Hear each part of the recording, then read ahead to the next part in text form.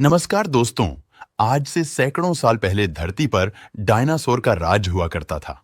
एक समय था जब ये विशालकाय जीव हमारे धरती पर सबसे ज्यादा ताकतवर माने जाते थे। उस समय इंसान या दूसरे अन्य किसी जीव का अस्तित्व नहीं था, लेकिन आज डायनासोर पूरी तरीके से विलुप्त हो चुके हैं। आखिर ऐसा क्या हुआ कि इतने विशालकाय जीव रातों रात धरती से खत्म हो गए? क्यों एक भी डायनासोर नहीं बच सका? धरती पर डायनासोर की उत्पत्ति लगभग 23 करोड़ साल पहले हुई थी और धरती पर लाखों साल तक इनका ही बोलबाला था। लेकिन 6 करोड़ 60 लाख साल पहले धरती पे एक ऐसी भयावह घटना घटी कि इनका अंत हो गया। एक विशाल उल्कापिंड, जिसे अंग्रेजी में एस्टेरॉयड कहते हैं, धरती पर मेक्सिको के युकाटन प्रायद्वीप पे आ गिरा। ये एस्टेरॉयड करीब 10 किलोमीटर चौड़ा था। इस टकराव से इतनी भयंकर एनर्जी निकली कि धरती पर भूकंप, सुनामी और आग की ऊंची ऊंची लहरें उठीं। चारों तरफ वातावरण में धूल और राख का साया छा गया। सूरज की रोशनी पृथ्वी तक नहीं पहुंच सकी।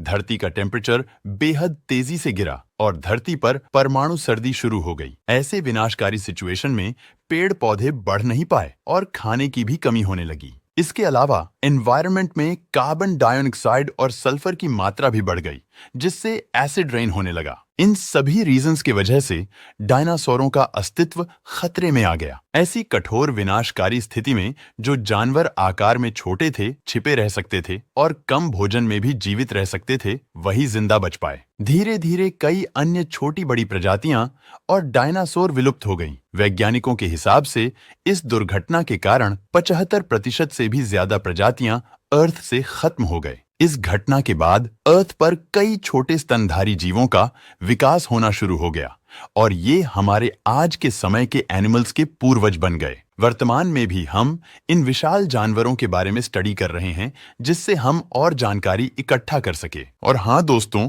क्या आप जानते हैं इंडिया में गन लाइसेंस लेने की प्रक्रिया क्या है और लाइसेंस पर मिलने वाली बंदूक की कीमत कितनी है?